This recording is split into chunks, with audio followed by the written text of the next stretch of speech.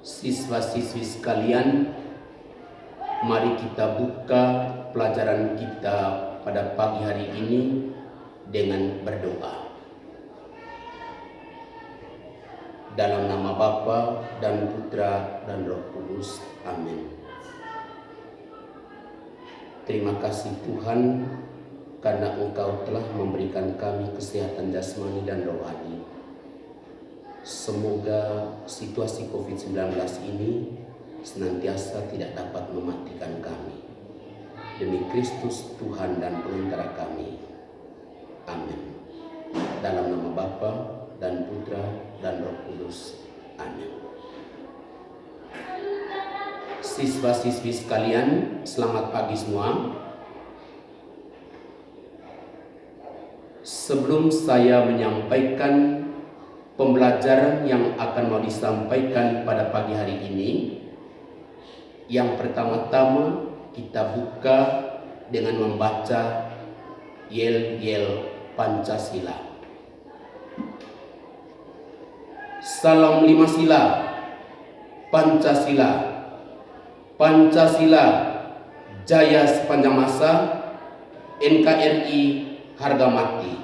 Yes, yes, yes. Adapun materi pembelajaran dalam pertemuan kedua yang kita mau bicarakan pada pagi hari ini, yaitu tentang dinamika nilai-nilai Pancasila sesuai perkembangan zaman. Pada materi kita kali ini ada dua faktor penting yang kita bahaskan. Yang pertama yaitu hakikat ideologi terbuka, dan yang kedua kedudukan Pancasila sebagai ideologi terbuka.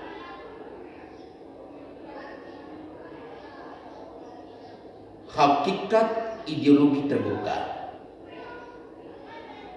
Di sini saya akan menjelaskan beberapa pendapat yang disampaikan oleh para pakar dan juga menurut Kamus Besar Bahasa Indonesia tentang hakikat ideologi terbuka. Menurut Frans Magnus Suseno, hakikat ideologi terbuka artinya segala kelompok cita-cita, nilai-nilai dasar, dan keyakinan-keyakinan yang dikunjung sebagai pedoman normatif. Sedangkan menurut Surjanto Pospowardojo, hakikat ideologi terbuka artinya konsep pengetahuan dan nilai yang secara keseluruhan menjadi landasan bagi seseorang atau masyarakat untuk memahami bumi dan seisinya. Sedangkan menurut Kamus Besar Bahasa Indonesia, hakikat ideologi terbuka merupakan kumpulan konsep bersistem yang dijadikan asas pendapat, memberikan arah dan tujuan demi kelangsungan hidup. Nah, Pancasila sebagai ideologi terbuka artinya ideologi yang senantiasa mendorong berkembangnya pemikiran baru tanpa harus kehilangan jati dirinya. Di sini saya akan menjelaskan tentang ciri-ciri perbedaan antara ideologi terbuka dan ideologi tertutup. Satu, ideologi terbuka. Ideologi terbuka memiliki ciri-ciri. Sistem pemikiran bersifat terbuka, nilai-nilai yang diambil dari masyarakat itu sendiri dibentuk berdasarkan musyawarah, diciptakan oleh masyarakat, dibutuhkan oleh seluruh masyarakat, isinya tidak bersifat operasional dan berkembang sesuai perkembangan zaman. Sedangkan yang kedua yaitu ideologi tertutup. Ideologi tertutup memiliki ciri-ciri sistem pemikirannya tertutup, nilai-nilai yang diambil dari luar masyarakat dibentuk berdasarkan perseorangan atau satu kelompok orang, diciptakan oleh negara, dibutuhkan oleh penguasa negara untuk melanggengkan kekuasaan, isinya bersifat operasional dan tertutup pada perkembangan zaman.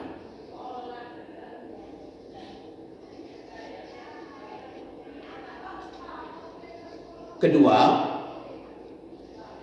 kedudukan Pancasila sebagai ideologi terbuka. Keterbukaan ideologi Pancasila mengandung nilai-nilai berikut. Pertama, nilai dasar, yaitu hakikat kelima sila Pancasila, mulai dari sila ketuhanan sampai sila keadilan. Ini artinya dalam membicarakan tentang nilai dasar yang tercakup pada ideologi terbuka, itu antara sila pertama dan sila lainnya betul-betul mengadakan korelasi yang tak terpisahkan antara satu dengan yang lain. Kedua, nilai instrumental, yaitu penjabaran nilai dasar dalam program pembangunan. Ketiga, nilai praksis, yaitu realisasi nilai-nilai instrumental dalam kehidupan, atau dengan kata lain bahwa nilai praksis itu harus menunjukkan perilaku yang tepat dan benar.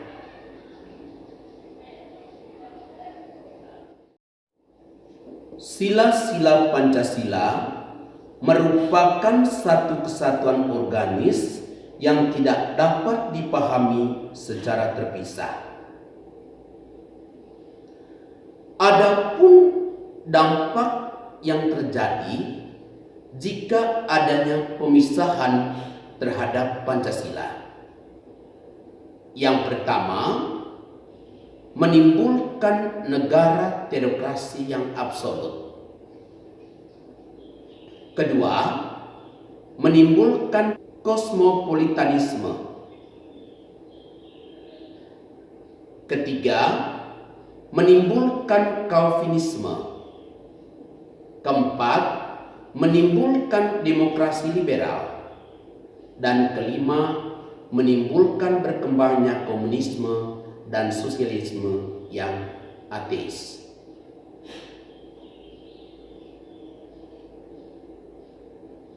Dimensi Pancasila secara struktural. Membicarakan tentang dimensi Pancasila secara struktural, ada 3 faktor utama yang terjadi di sana. Yang pertama, dimensi normatif. Artinya, nilai-nilai Pancasila perlu dijabarkan dalam suatu sistem norma atau aturan hukum yang jelas. Kedua, dimensi idealisme. Artinya, nilai-nilai Pancasila yang bersifat sistematis, rasional, dan menyeluruh. Ketiga, dimensi realitas. Artinya, nilai-nilai Pancasila mencerminkan realitas kehidupan yang berkembang sesuai dengan yang terjadi dalam masyarakat.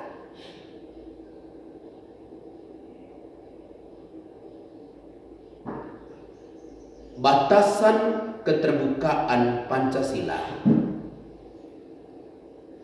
1. Stabilitas nasional yang dinamis.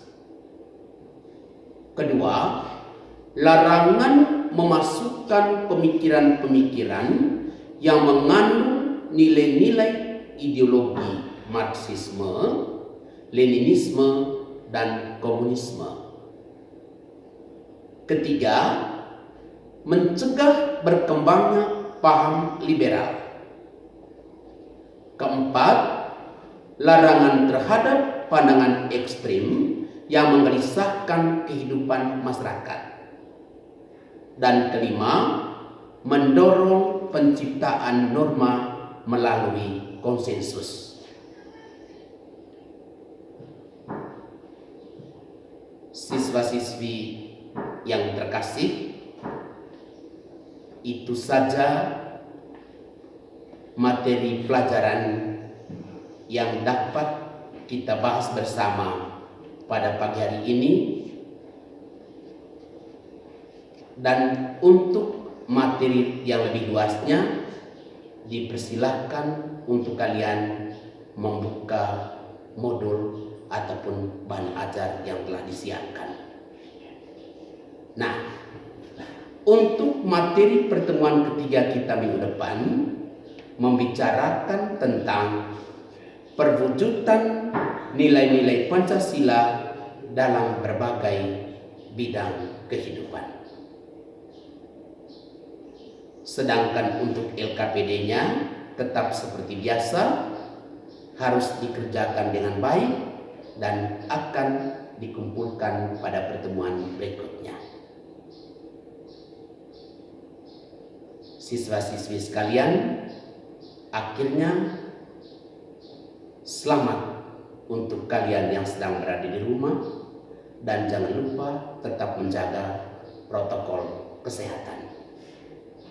Kita kembali menutup pembelajaran kita pada pagi hari ini dengan berdoa.